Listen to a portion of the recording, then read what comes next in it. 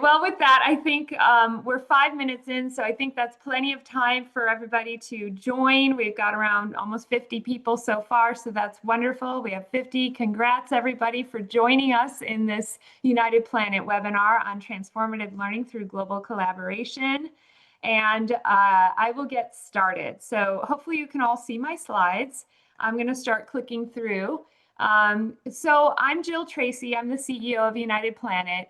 And United Planet, you may or may not know, but we're a wonderful 24-year-old organization that got started by our founder, David Santulli.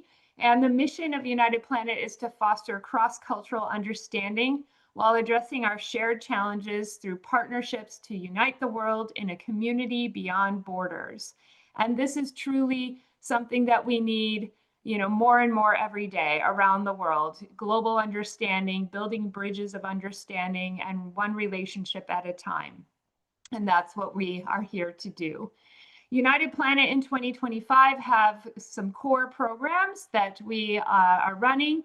Our Quest programs are our volunteer abroad. We have them both in person and virtually, and short and long term, as long as up to a year, and as short as 2 weeks. We do them individually as well as with groups. We also have virtual exchange programs such as Unite All Schools, the Global Citizen Leader Internship Program, and Youth to Youth Impact Program. And those are all virtual exchange programs and internships. And then we also have the Seminar in International Service Learning, which we are so excited to be running again post-COVID. We ran a few of those before COVID hit, and then since then, it's taken a while, but now we're back on track with seminars in international service learning, which we'll talk about later in this call. United Planet has kind of our IP, our core kind of competency is around our 5 pillars of global citizenship, which we share with all of our participants whenever anyone is either doing a volunteer abroad or even a virtual exchange or virtual internship. We talk about our 5 pillars of global citizenship because those are really at the core of everything we do around global understanding, relational diplomacy, global leadership, academic and professional competency, and civic engagement. And those are really the pillars under which United Planet functions. You can see here we have a broad team of people all over the globe, ranging from the US to Lebanon to Pakistan, South Africa, Afghanistan, Central America. We've got quite a number of folks. And so it's just an amazing global group of staff. And then we have partners in over 40 countries around the world that we work with. On this call today, you've got a number of our United Planet staff. The one I wanted to point out here for you all is our chat moderator for today. That's Kelly Ryan.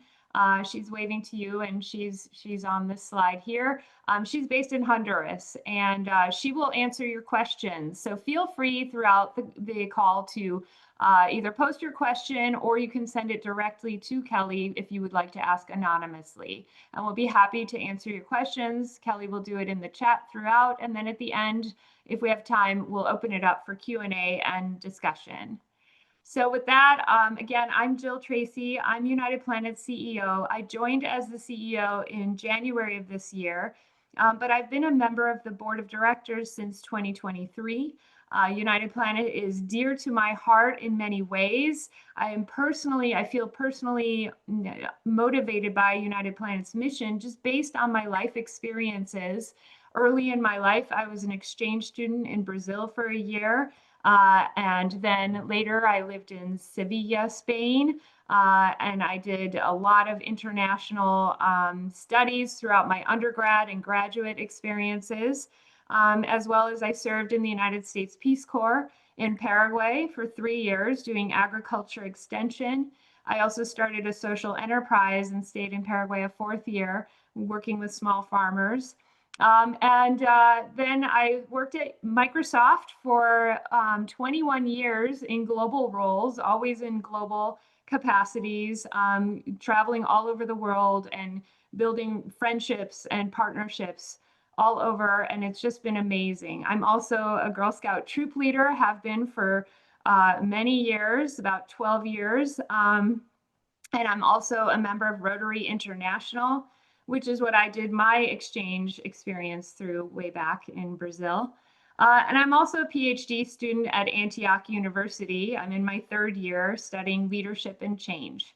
And so that's a little about me. And now I'm going to hand it over to Dr. Tim Stanton. I'm so proud to be able to introduce him and honored that he is a part of our United Planet family.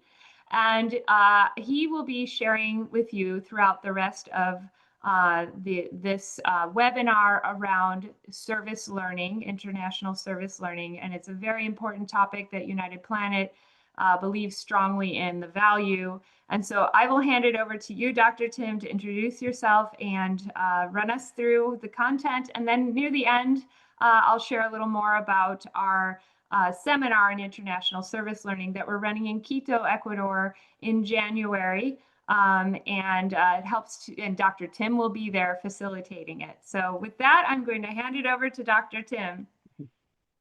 Thank you very much, Jill, and good morning, everyone, or good afternoon, wherever you are in the world. I share Jill's excitement at this large and diverse, at least geographically, group. Since I can't see you, I don't know how diverse we are, but it's wonderful to be here with all of you and for this short time together around international service learning. I like to begin these kinds of talks. So I should say first, just to reiterate Jill's remarks, there are kind of two parts to this morning. The first part is, I guess we could call the content, although it's all content, but I'm just going to run you through a very quick race through kind of service learning, what it is, where it came from, how it's expressed differently, and the diversity of expressions seems to broaden as we go through the decades, and a little bit on sort of what we know about its impacts and what we don't know, and there's lots of both of those. And then I hope during the seminar that if you have questions, you'll get them to Kelly so she can sort them out. Maybe we can respond to some of those before we break up at the end. But I like to start these presentations with a very brief kind of story about myself and how I got into this work. That's important because for you to have a context to understand my remarks and where I'm coming from, but also it's one story, only one, of how somebody got into this work and spent a lifetime in it. And these early formative experiences, which I will mention now, if I can change the slide. Yes, success. Oops, went too far. Oops. Let's see if we can get this to work. All right, stay there. It all for me began in high school, and the two events took place my last 2 years. The first one pictured there, that fire. We had a forest fire right near my high school. And the good news in some ways about it was it shut down the school for a day and we didn't have to go to class. But it was a serious fire, and the town had a volunteer fire department that was desperate for volunteers. And so those of us in the upper classes, the males of us in the upper classes, were invited to go onto the fire lines with the fire folks and do what we could to support them in their work. This was incredibly exciting. I didn't volunteer for it, but it was volunteer work, and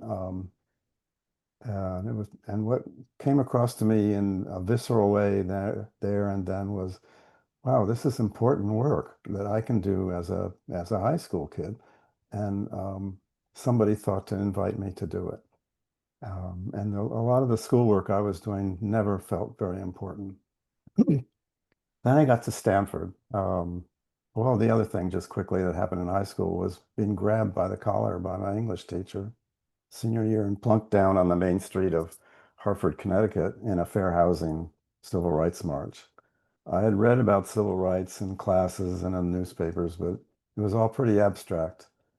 But there on that street with all those people so passionate about what they were about moved me greatly, and my friend who was with me. And we went back to school the following Monday, excuse me, and decided to start a civil rights club in the school and started to do little elementary activism work that probably made the administrators glad we were graduating in a few months after that. But um, so then I arrived at Stanford and just kind of carried on and got right into the civil rights work that was going on there. Stanford had the largest contingent of people going to the South in 1963 for the voting rights work, and they were all back on campus. It was very exciting and interesting, and that kind of bled into the anti-war, anti-Vietnam War activities that were beginning just about in those years. And it got very intense in the Bay Area and on our campus in many ways. And I and my friends who were involved spent a lot of time on the streets and learned a lot on the streets and ended up talking about it in our living rooms at night. What we were learning, what impact were we having, if any, and how and why.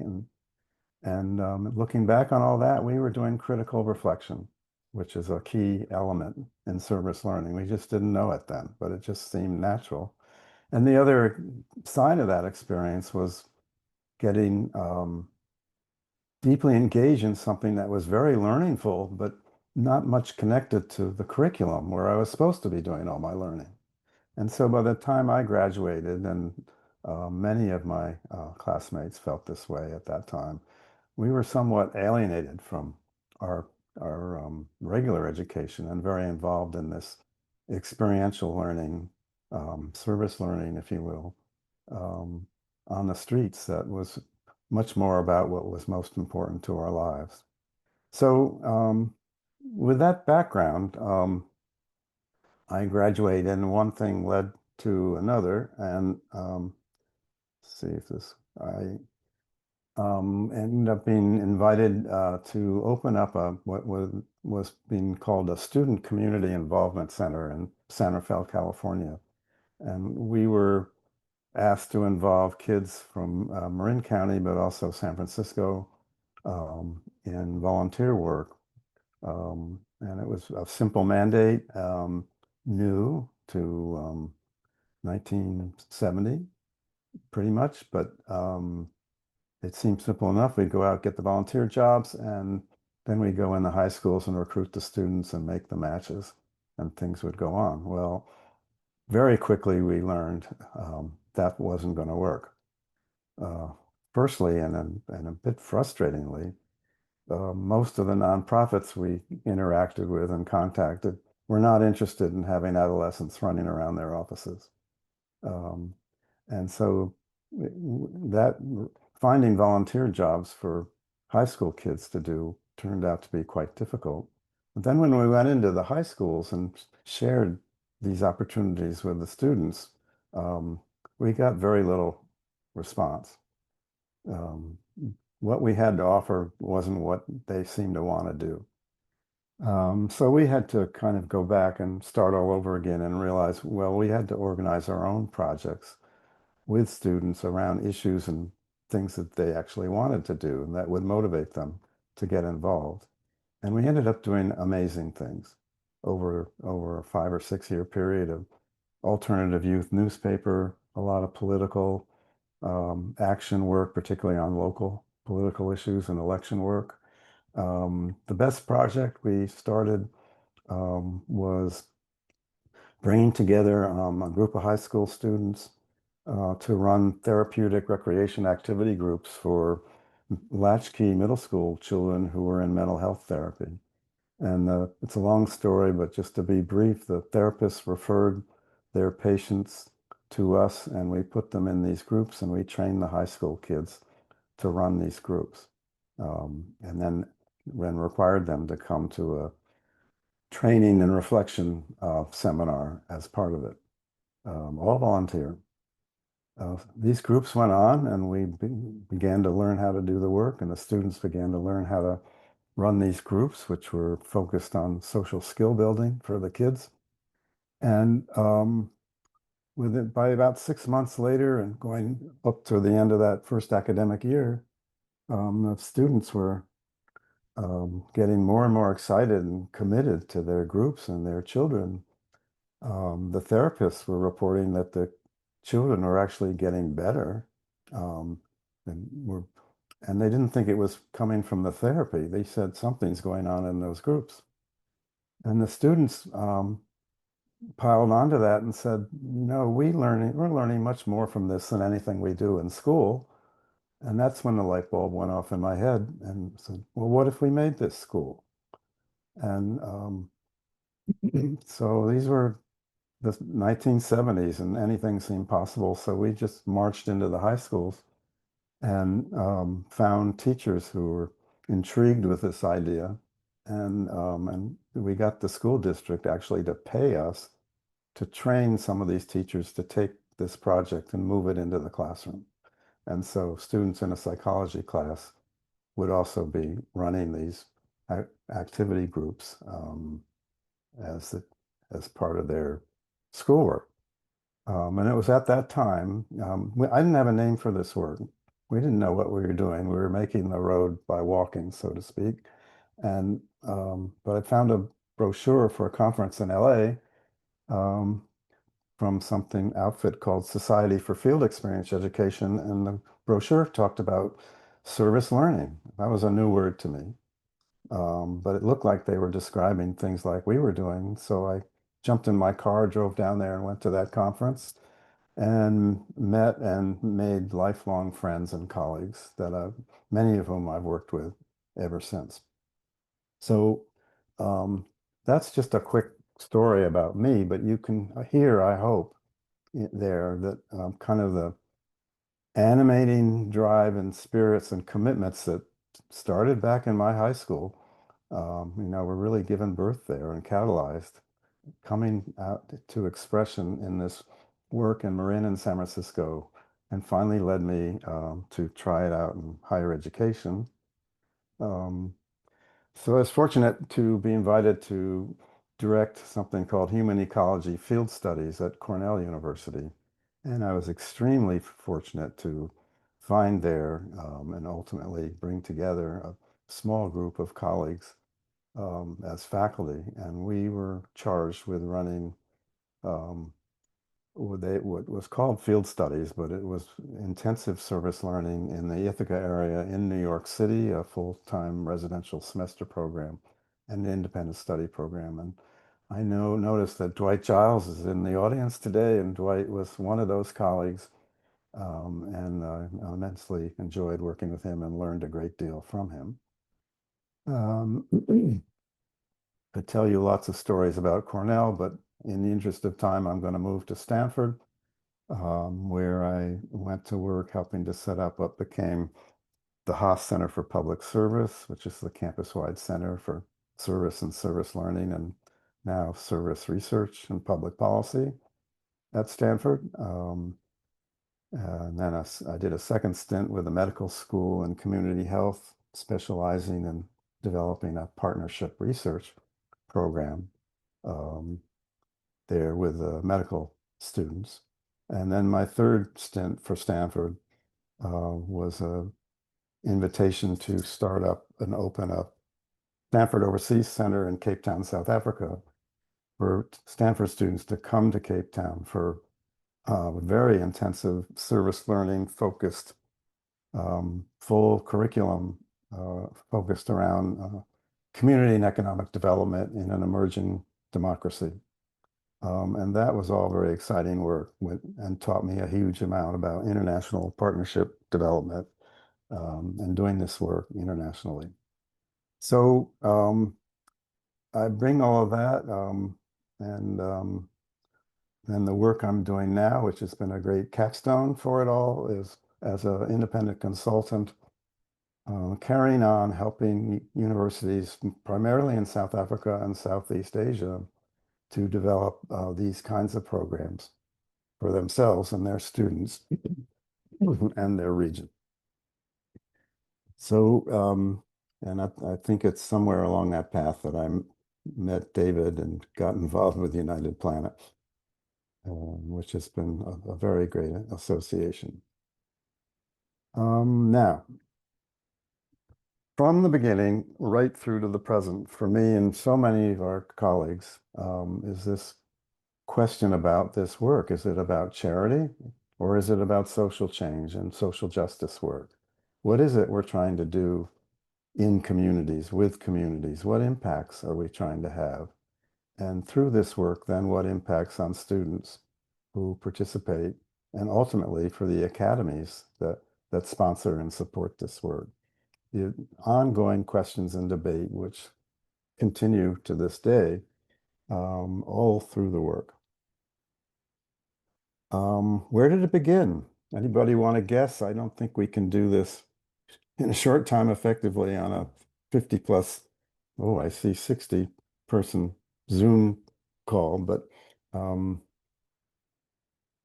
you might just guess in your own mind, where do you think and when service learning began? I'll give you a few seconds to think about that. Someone put in the chat Berea College question. Berea College, that's a good Berea. guess. It's not quite correct. Anything else?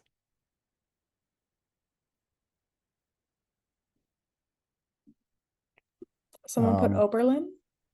Oberlin. You would think it might have started in a small, innovative liberal arts institution, but in fact, it began at the Oak Ridge Institute of Nuclear Studies, of all places, which was a great surprise to me when I learned it, and probably to many of you. And at this lab, which was the US government's primary research laboratory for developing the hydrogen bomb, were brought together two colleagues, Bill Ramsey and Bob Sigmund, who probably both of them, but at least Bob I had met at that 1976 conference in Los Angeles. And they were working on the development of a manpower development program that was, note the language back in the day. The lab director was concerned that the folks who lived around the lab in that region were not skilled or qualified to take employment in the lab. And so, and there was, it was a lab of mostly scientists and people who supported them. But the local people didn't have the education or skills to do that. And the director was very concerned about that. And he asked Bill Ramsey to come in and think about and design a program that could skill up local people and get them qualified to do some kind of work in the lab as an employment development program. And Bill brought Bob Sigmund in to join him. And it was at that juncture, this was about 1967, that they began to think, well, what are we going to call it? And this three paragraphs here on the slide is their explanation of their struggle to come up with a term and why they landed on service learning. And that term has been up for debate ever since 1967 amongst practitioners and scholars. And we don't have time to go into it today, but that's where it began. And if you read particularly that bottom paragraph real quickly, you'll see kind of what they were trying to get at. Since then, how have people defined service learning? The last time I tried to look at this comprehensively, which was quite a while ago, I came up with 165 definitions. I'm sure there are at least that many more now. And but just looking chronologically, you can see these three definitions start in 69. That's Sigmund and Ramsey's definition, which they published through the Southern Regional Education Board. And then a 1980 definition and 1987. And the first one is very simple. If you read it quickly, it's just a combining of task and with an intention of conscious educational growth, as were the words they used. Jane Kendall came along in 1980 and began to expand that definition and answer one of those questions about why are we doing this? And she says that because we can help participants see their work in the larger context of issues of social justice and social policy, in addition to philanthropy and charity. What aspects of social reality present the needs we respond to as volunteers? And how might we more directly address some of those contextual structural challenges? And then 1987, I took a crack at this because I was increasingly concerned with how the reciprocal values I find in service learning, that it's all about exchange between those who learn and serve and those who are served and teach, as how I would put it for the partner role. And to me, this principle is very important because it speaks to the kind of partnerships we should be seeking to develop in our programs and the values we should be inculcating in students who walk through these partnerships and contribute through these partnerships and learn as well. And just a quick time check, Dr. Tim, we're at the little over halfway point. Yeah, I see. Thank you. Yep. So this slide gives you that expression of reciprocity for me. I can come back to any of this if we have time, if you have questions, and certainly write to me afterwards with your questions. Kind of key concepts that have animated those of us in this field for a long time. I've just listed here. I won't go into them in any detail. I presume these slides will be available to people, Jill, afterwards, and you can Yes, consult we will share these the slides, yes, and the recording and and our contacts and as well. go check some of this out if you're interested. But these are kind of key theoretical or scholarly people that many of us based a lot of our work on. The idea of cultural humility probably being the most recent one to add to that list. Dwight and his colleagues in some path-breaking work they did at the end of the 90s, and I will tell you about it, a little bit about it shortly, focused on, how and what is critical reflection and how do you make it effective in an academic context? And they came up with this lovely idea of 4 Cs, that reflection needs to be continuous, it needs to be connected, and connecting the service to the learning. And that seems kind of course, it should be. But actually, in early expressions of this work, we often saw that things disconnected. Reflection should be challenging. For me, that means somebody needs to be engaged with the ones reflecting to ask critical questions. That I can't sit in my closet and simply write in my journal and perhaps think as critically and reflectively about my experience unless somebody is asking me about it and challenging me about what I'm thinking about it.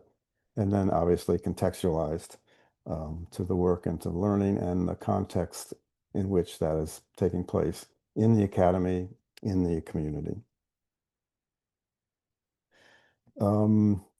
Now, as we get into more recent times, the definitions begin to get more complicated and but also more specific. So in the 90s, people began to kind of get serious about, so what do we mean by academic service learning when it is course-based and should meet academic rigor standards of the university or the college in which it's based. And in this case, Bob Ringel and Julie Hatcher came up with these quick statements, which is a pretty good expression of all of that. Um, well, in the 90s, also along came the idea of service learning as civic learning. There were many people and practitioners concerned with the more political side of what we would call service work, training students for public leadership um, careers, uh, for building advocacy skills, all the kind of democratic citizenship learning that one might need to be an effective community partner, community activist. The CSU campus at Monterey Bay, where Seth Pollack spent many years, has been and was certainly a pioneering leader in all of this work. I and a number of others in this century began to look at service learning as research. For me, this was because I worked in a research university, and um, if we were going to be comprehensive in our approach the, to Stanford, we had to embrace what it was about as a research institution. So we began asking questions: what would research look like as a form of community service? And the best expressions that I had a part in were, as I said, in the medical school and then in Cape Town, where my undergraduate students there did amazingly impactful work, really extraordinary. Um, so research as service learning responds to community partners or communities' what are their information needs and how can we help respond to those and solve problems, help them solve their problems and become better able to solve their problems. But it also must advance knowledge in a more academic way. Um, and it should open up access to the universities, um, academic and knowledge resources to the community partners we work with. But it also must recognize and value the knowledge that comes from communities, which universities might not otherwise have access. And then international service learning joins the field. Kind of just people always ask me, so what's the difference between international and regular service learning? And I say, well, there isn't much. It's just more complicated. And complicated by distance, geography, culture, ethnicity, race issues, colonialism, you name it. And that's why I've enjoyed working in this realm so much in the last several years. And some colleagues oops, have kind of built on this with a concept of global service learning or fair trade learning that Eric Hartman and others have developed. And that's worth looking into if you're interested. Throughout this work, just as a concluding thought about this, is that the basic theme is service combined with learning adds value to each and transforms both. And it's the transforms both that has always been what I've been focused on. Now, I'm taking you back to Dwight's work because Jill asked me to provide a little bit of research background to the field. The research is not my specialty, but I've certainly followed it. But I thought for this seminar, we really should go back to some of the foundational work. And there's no question in my mind that Dwight and Janet Eiler and their colleagues did the foundational work that people have built upon since. And so if you're interested in this aspect of service learning, I couldn't more highly recommend that you grab a copy of that book. I'll give you the details in a sec. I think it may be out of print now. Dwight would know for sure. But I've discovered there are a lot of copies on eBay. So um, anyway, the gist of it all is they were able to say, well, we know a lot about student learning outcomes, and we can talk about what those are. And we know that there's about the community action and community satisfaction with it. What we don't know is what's the deep impact of that action. We don't know what's the impact very well on faculty who are involved in it, on the actual learning processes that we engage with. Does this work actually change institutions? Um, are we really developing effective democratic citizens through this work? What are the gender, race, ethnicity issues that we have to struggle with? And more importantly, what are the longer term impacts? Increasingly, I've been interested in long-term partnerships between programs, even departments or even universities with communities that are focused on much longer impacts than can be achieved in a single semester or term. Just briefly, there's the list that Dwight and Janet came up with of where the student outcomes are. So as you can see, their work was very comprehensive. It was based on a huge national sample. And I think it's the it's the foundation on which everybody has built since. Just a couple other quotes that also are important to make note of is that in their research and others, research of others, that that actually connecting service experience with academic course material does enhance the development of cognitive skills in students. Um, and that the research in this area has enabled people to advocate with their faculty for a legitimate place for service learning courses in the curriculum. And again, and reinforces the idea that course-based service with the structures, reflective structures that courses can bring to bear seems to have more value than simple generic community service or volunteer work. There on the left is Dwight and Janet's book. And so as I would say, the key resource, the key person to follow and maybe connect with is Andrew Furco, now at the University of Minnesota. Andy has been a pioneer and leader in the IRSlice organization, which is the Association for Research on Service Learning and Community Engagement. Um, and over the last several years, he's developing a global research agenda for service learning and community engagement. He has traveled around the world inviting practitioners and scholars to contribute to this agenda, and they are on the verge of publishing it.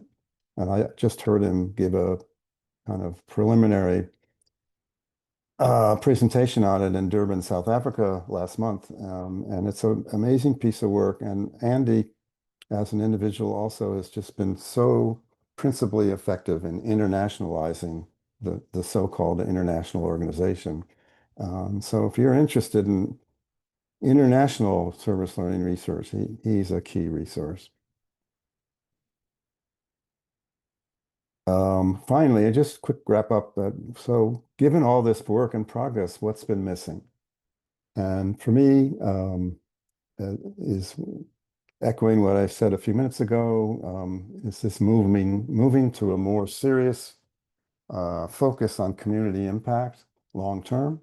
How would we organize structurally, organize our courses, organize our curriculum to really partner up with communities for long-term impact that addresses economic and social issues that are holding people back.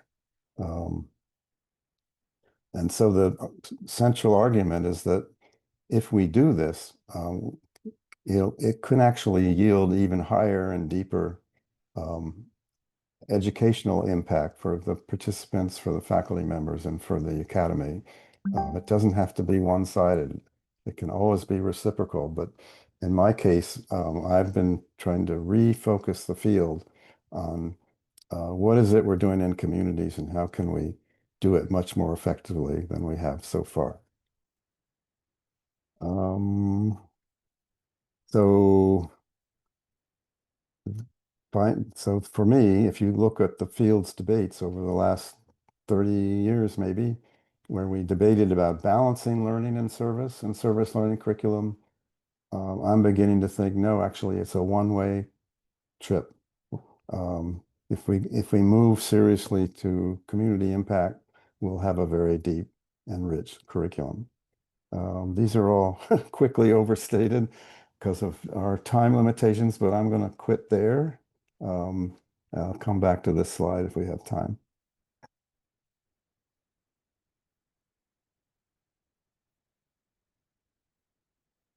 Jill?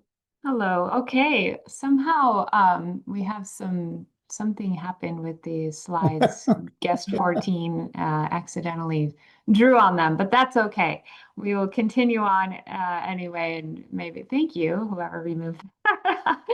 Okay, well, thank you, Dr. Tim. This is so awesome, and I love everything you said. I am a true believer, not just as the head of United Planet, but as someone who's lived this service learning journey myself, having been an exchange student for a year in Brazil as a young person, and then later in life when I served in the Peace Corps and the reciprocal relationship, I learned so much. But my always concern was, and even now with United Planet, where we do volunteer abroad, is I want to make sure that it's actually something that the local communities are benefiting from, and that we're doing what they are asking for, and that they're growing and evolving in a positive journey with us. It's not just a one way of extraction of experience and learning for the participants, but that the community, local community, is actually impacted in a really positive way. And that they're also growing and evolving from that whole experience, as are the students and facilitators and faculty who engage. And that's why I believe so deeply in what you're doing, Dr. Tim, with United Planet. And what I wanted to share with you all is just a testimonial of one of the universities who has partnered with United Planet for many years, doing service learning trips with us. And this is Ursuline College, who just this year was in Nepal doing art therapy work with local communities with their art therapy students. So I wanted to share a quick little snippet of a video with you all, just so you can see, kind of hear from someone who's been engaging in this many times with United Planet. So I'm going to play this. Hopefully you can hear it. Is it working? Hi, my name is Kaylin. I go to Ursuline College. I'm going to move it up to the part of the where you're going to get the most value here. Hi, I'm Dr. Catherine Jackson, and I run the service learning trip at Ursuline College. We have been doing service learning for 13 years, and this is our 5th visit to Nepal, and it is our favorite of all the service trips that we do. I am a professor in the Counseling and Art Therapy Master's program, and I also have a private practice where I see clients individually, in groups, or families. I think art therapy is in every continent, every country. There are many, many, many art therapists, and so it's a very broad range of ways to do art therapy. So there is art as therapy, which is just providing art making, just because it's healing to create art, which is what we do here in Nepal. Hi, my name is Megan Seaman, and I am a professor from the United States, and I am here with a group to work. We're counselors and art therapists, and we're training our counselors and art therapists in training to expand their horizons and expand their minds, and more than that, to see and be seen and to share in the world community. We do this through a wonderful organization called United Planet that has helped us to reach out beyond the confines of just what our status quo regular life teaches us. One thing that has changed for me in these trips, and I continue to grow from, is understanding the importance of a world community and education. So I'm going to pause it there, and you can watch the full video later. We can share the link to that with you. And if I can get out of that one and go back to the slides. Oops, Hold on. I'm going to be having technical difficulties, it looks like. Can't get it to stop. I'm going to move on to the next one here. Okay, so can you all see this one okay? Next slide. Okay, so I wanted to share that Dr. Tim, as we mentioned earlier, is going to be facilitating a seminar in international service learning with United Planet this January in Quito, Ecuador. You may have seen messaging about it, and our website has more information. But I just wanted to call this out here because what you saw in this webinar today is just scratching the surface, as Dr. Tim was saying. There isn't enough time in 1 hour to really share with you all of the robust elements of international service learning. And the beauty of doing it in Quito is we can actually go and work with local communities and experience what that's like firsthand as you're developing a curriculum around service learning and getting insights and sharing with your peers as well who are participating in the seminar and with Dr. Tim and with our local counterparts in Ecuador. One thing I wanted to also call out is that we have United Planet is offering professional development grants as well. They're competitive, but you can apply for a grant if funding is a challenge, and you can potentially earn a professional development grant to help in that. And Kelly put in the chat the link to where you can get more information. And as I was saying, and Dr. Tim was explaining, the seminar is modeled on prior successful United Planet seminars that Dr. Tim has facilitated. He's done, I think, 4 now with United Planet over the years. And so we've learned from those and have really culled and cultivated kind of a really optimized experience for you. You will have staff. I will be there from United Planet, as well as our local Quito-based university faculty who has experience with service learning, who will also be adding a lot of value to the experience for you. Dr. Tim, I don't know if you wanted to talk through some of this since you're facilitating the seminar itself, or if you'd like me to share kind of the objectives and the day-by-day. Well, I can do that, Jill. I'll Okay. try to do it very quickly.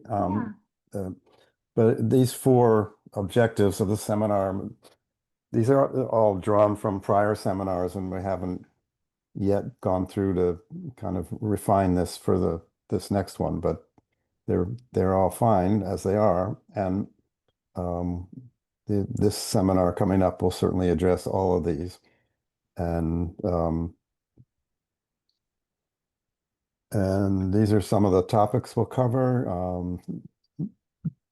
A lot of what I very briefly covered earlier. But this seminar is about curriculum development. So I think it will work best for colleagues who want to come and actually work on how can I build an effective international service learning course. What are the components that I need to consider? How's it all going to work together? And what's been fun and I think effective about these seminars so far is to have a small group of people working on this together and sharing what they're doing and learning from each other. It's not just about learning from me. Pablo from the partner organization in Quito is fabulous, and his staff were excellent when we've been in Quito before, so I'm looking forward to working with them again. And then this time we'll have a colleague from one of the universities there who is an active service learning professor there who will be able to join us for at least part of the seminar. And so she'll have a kind of Ecuadorian perspective to share, which will be important in that context. We will address logistics, number 6 there on the slide, which will include risk management, because that's always a worry that people have, particularly when they have to go back to their campuses and address their risk management departments. So that'll be an important part of it as well. Let's see, just a brief kind of roadmap through the seminar. It's 5 days, 4 days of primarily workshops, And one day is a field trip day, and there will also be visits to community partner sites where United Planet participants have worked before in Quito, and so there will be ample opportunity to get around the city a bit and enjoy it and learn from it. The field trip we did in Quito last time was really interesting in numerous ways. And then the day before the seminar began, we also did a interesting outing going to the equator and seeing the very interesting exhibit there. Um, so let's see. So those are the modules that we did on Monday the first time around. We're actually not beginning on a Monday this time, but don't worry about that. Tuesday, you can see we're just kind of methodically moving through all the components of putting a course and program together. Um, this slide should actually say Thursday because we usually do take a break and have the Wednesday field trip. And then the Thursday would be the prior slide that you just looked at, and Thursday now would be Friday. Um, and when we'll have that session on logistics. There will be a little bit of pre-seminar reading I will ask everybody to do so we all arrive at the seminar on at least somewhat of a same page with the work. And then I will invite, this is not required, but any participant who would like to go home from the seminar and actually put a curriculum plan together and send it to me for feedback, I would be happy to do that. And in last seminars, more than half of the people have done that, and that's been helpful. And finally, this process is going to be very dialogical. You're not going to get many lectures like I just did this morning. It's about a community of learners, and everyone's views will be welcome, heard, and respected. I believe strongly there are no dumb questions in this work, and in fact, sometimes questions are more important than the answers. And hopefully everybody is up to speed on whatever pre-work has been assigned, so we can work effectively together. As I said, lots of interaction. And the field trips and the site visits will all be connected to our module discussions. And I always invite people, please come to this work with a beginner's mind and be open to what you hear and be willing to be surprised about what you find yourself thinking along the way. And we'll find a way to add other objectives and process concerns when we get together in Quito. So that is a very quick overview of the seminar, and we managed to get through before the hour's up, but only barely. Yeah. Kelly, I don't know if Well, there's one critical question that you want to toss in quickly. Jill's been answering the questions in the chat, in the group chat. I did have someone ask, how soon do I have to decide if I will travel to Ecuador? What is the deadline? Jill, can you take that? sure. Yeah, we are trying to make sure that we have all our logistics set up in time. So we're asking for folks to apply by November 14th at the latest, so that we can make sure that we've got all the right space allocated, rooms and meeting room size, etc., food, transportation, all needs to be managed ahead of time. So having an accurate head count early on will help us with that. So by November 14th would be wonderful if you can register by then. And same thing with the scholarship that we talked about earlier. Please try to apply to that as soon as possible, since it is competitive and also first come, first serve. So yeah, that is that. Any other questions, Kelly, or folks, if you have any questions? I did want to highlight one of the questions that you answered. Someone asked, will this seminar in Ecuador be streamed live? And no, there won't be a recording or streaming of the one in person in Ecuador, which Jill answered. That's only for travelers January 8th through 15th. And then also highlighting, will it be every year? And United Planet, as Jill answered in the chat, is trying to do it every other year. This is the person who just asked what the seminar is about. We'll share the recording. The seminar is about international service learning. And we can share the recording of this webinar, which will give you all the background. I believe that person joined late. Okay. Wonderful. I also, oh, sure. Sure. No, what were you going to say, Kelly? I was going to say, if anyone wants to come off mic and ask a quick question, I think there's, a minute, maybe. I'm willing to stay a little while. So. Oh, thank you, Dr. Tim. Thank you. Well, I do understand that, you all probably have somewhere to go next. So I want to be respectful of your time. I want to say a huge thank you to all of you for participating. Thank you for your great dialogue in the chat and your questions and all your attention throughout this session. I hope you learned something about international service learning, as well as our seminar that's coming up in January. And if you were on the fence, I hope that this helped you understand kind of what the intention is and our goals. And we're very excited to partner with you. And please reach out if you have any more questions to our team, to United Planet, to Dr. Tim.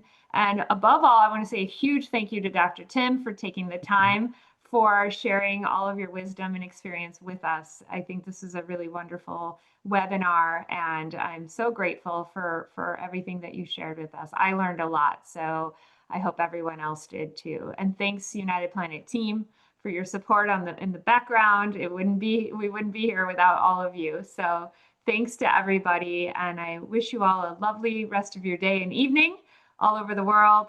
And looking forward to seeing you in Ecuador. Take care, everybody. Thank you, everybody. Thank you, Jill and company.